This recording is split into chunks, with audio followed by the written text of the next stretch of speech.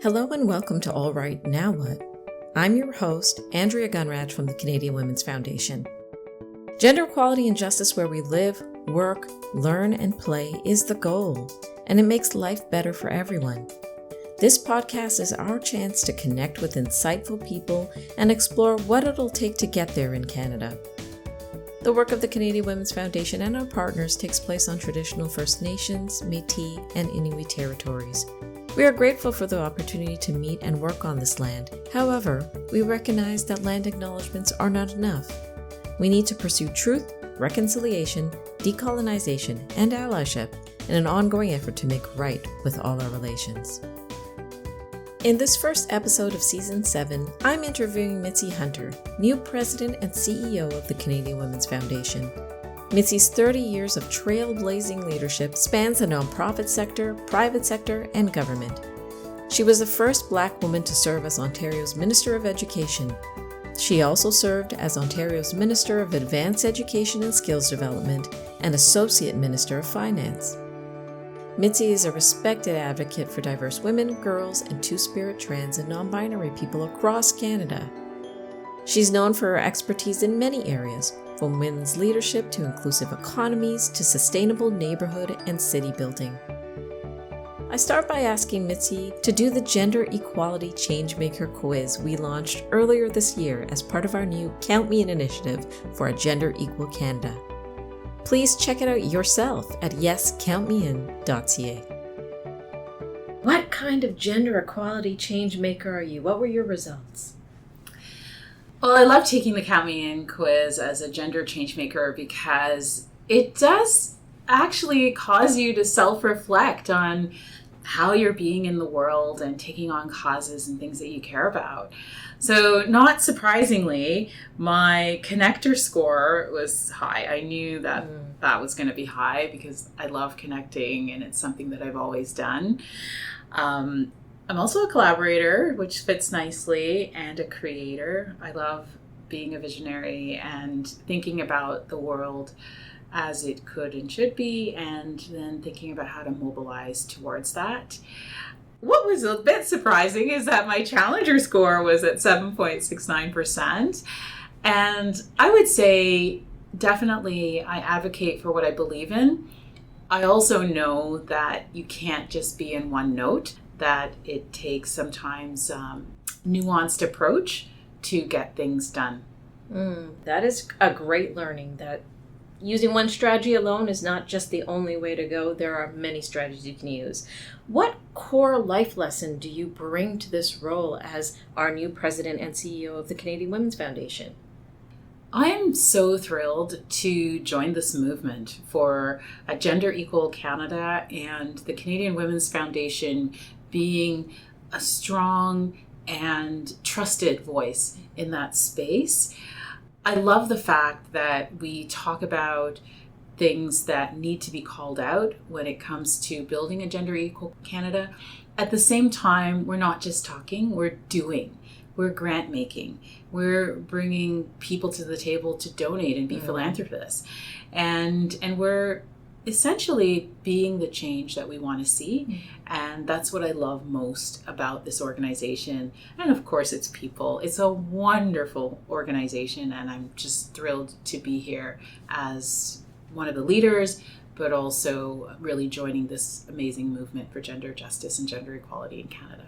Can't get your goal if you don't have great people and if you're not leading them well. I'd like to ask you about, if you had to pick your greatest leadership strength, what would you say?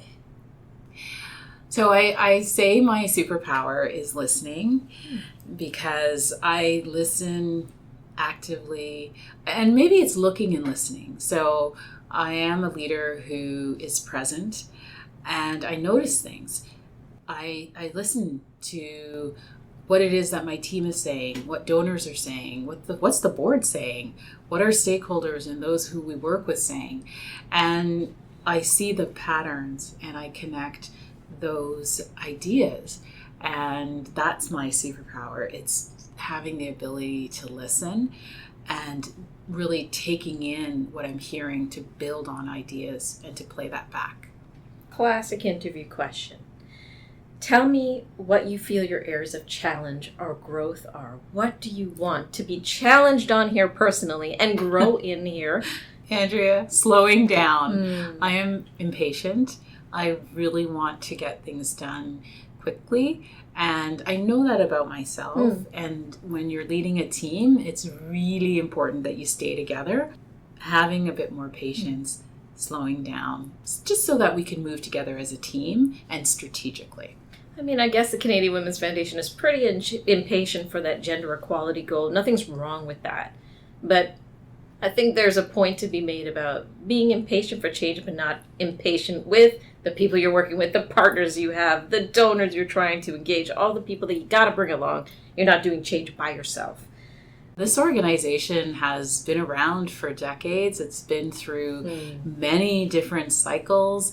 I'm really thrilled to be part of an organization that has that track record and that history, and to be able to build on that. And, sometimes I am frustrated with the pace of change when it comes to gender equality, when it comes to gender justice. We can't think about what's happening post-pandemic without realizing that the shadow pandemic was about gender-based violence. It was about intimate partner violence. So I think that there are aspects to our work where we should be impatient and we should want to get it done yesterday.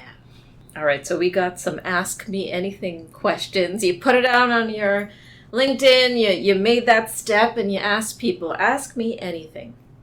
Here's a great one. Oh no. How did you get to where you are today? Share education, upbringing, it's some kind of special inspiration.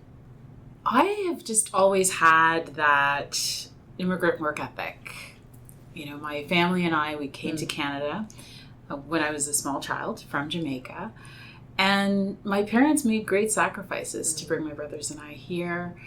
And they always said, you're in this country so you can have a better life. And so that drive has always been with me and has propelled me forward in whatever task I take on. I always remember the sacrifice that was made by my parents, my grandparents, and others for me to have this privilege of growing up in Canada, having access to the best education, and also the need to give back to the community that nurtured you. Tell me a little bit about your community. My community is so diverse. As the survey said, I'm a connector. So I'm part of many communities. I'm part of the academic community at the University of Toronto, Rotman School, where I graduated with my MBA. But now I'm a Canadian urban leader as part of the School of Cities. And I love interacting with the students, interacting with faculty and just academia, because you can think deeply about problems and figure out solutions. You can bring people together. I'm also a senior fellow at the Howe Institute. And, a lot of times the debates that are underway may be different than how I naturally think, but it also expands my view. It shows me the other side of an issue. And I think that that's where learning really does happen, when you can sort of walk in someone else's shoes and understand their points of view, even if you continue to disagree and you hold your own opinion.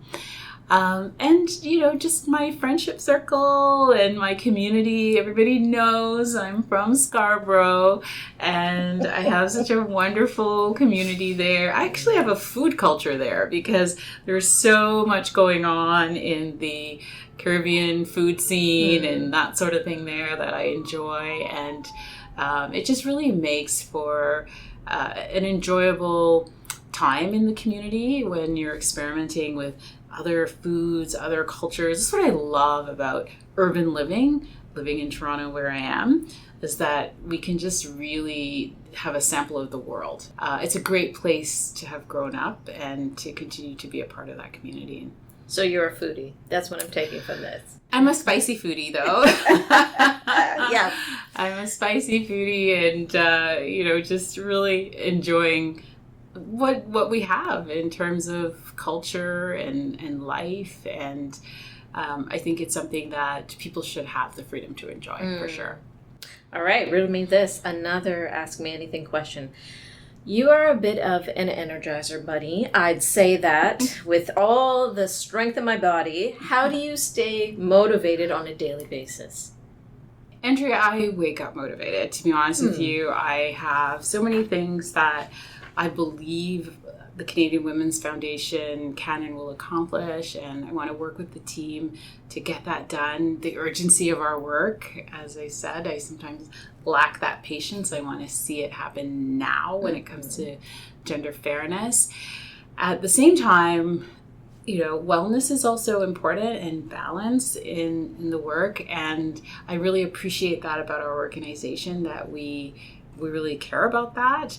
I'm trying to live those values and those principles as well in my daily life and in some of the things that I take time to do, like eating well, exercising, meditation, and just positive thinking. And those are things that I try to incorporate into my life. And it recharges me and re-energizes me. Also, spending time with family and friends definitely recharges me and, gives me that purpose in terms of what it is I'm working towards in life. I really appreciate the fact that the Canadian Women's Foundation looks at things like the care economy and how care is gendered. And sometimes you can't take care of yourself the way that you need to and want to because you have lots of gendered responsibilities. Perhaps you're not getting the support that you need in your community, at work. I'm so curious, Mitzie, as a person who was in so many public roles, so many roles where you're serving and you're a leader. That care, taking care of yourself. Can you tell us a little bit more about what that means for you and maybe where you had to learn the hard lesson? Well, it's actually not, the lesson I learned was not just about taking care of myself, but it was in my family. And, my stepfather was diagnosed with dementia during the COVID pandemic, and my mom was the main caregiver. And my brothers and I didn't realize that burden of care and how it was taking its toll on her. But when we did realize and we started to rally around her as a family, I realized that it was too much. It was too much for any one of us to handle. And we had to reach out to the system. So when you talk about that caring economy, it touches very close to my heart and to my family. I am so grateful for those mainly women who provide that hands-on care 24 hours a day, 7 days a week, at a time when my family and I just couldn't do it ourselves. And so it's so important that we treat those frontline care workers fairly and ensure that they have what they need because they're providing that care. They're stepping in when individuals can't. Yeah, thanks for sharing that, Mitzie. I really appreciate that. So many of us are living through this. And I guess it brings us to my last Ask Me Anything question. Listen, if you could only accomplish one thing at this Canadian Women's Foundation, what would that one thing be?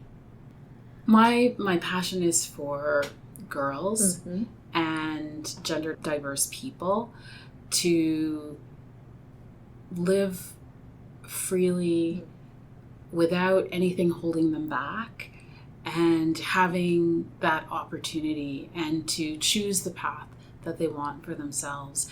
And if I can work within the Canadian Women's Foundation to make that future a reality faster and sooner, that's what I want to do here. Yeah, you've done your job if you know you did that. To the final. One powerful takeaway you can give people. Because, we all have our strengths. We all have our areas of growth. What's one powerful takeaway you give people so that they can be a part of this movement for gender equality in their own lives, no matter who they are? I really believe in that one powerful takeaway because if you can just commit to changing that one thing, then you've made a difference.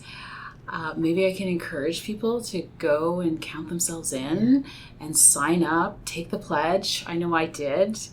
And that is really being part of a movement for gender equality and gender justice. And then you'll be part of the Canadian Women's Foundation's family and community, and we'll stay connected. Wonderful, because we're not doing it alone, but together we can achieve gender equality. Yes. All right, now what? If you want to make sure no woman, girl, two-spirit, trans, or non-binary person feels out of options, out of sight, out of time, or out of mind, visit yescountmein.ca today. When you count yourself in, you'll join over 71,000 people in the Canadian Women's Foundation's generous and active community. You'll get tools and opportunities to advance gender equality. This movement needs you. Visit yescountmein.ca and count yourself in today. Please listen, subscribe, rate, and review this podcast. If you appreciate this content, please consider becoming a monthly donor to the Canadian Women's Foundation. People like you will make the goal of gender justice a reality. Visit CanadianWomen.org to give today, and thank you for your tireless support.